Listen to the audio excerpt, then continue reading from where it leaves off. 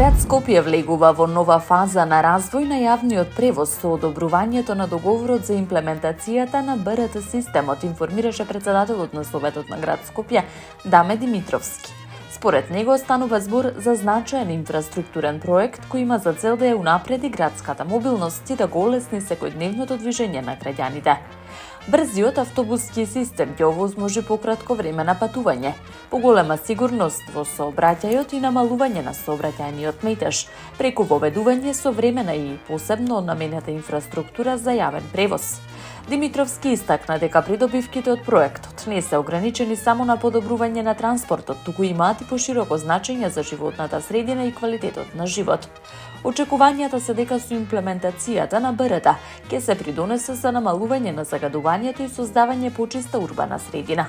Овој проект представува чекор напред кон поодржливо и функционално Скопје. Кога институциите работат заедно, резултатите се видливи.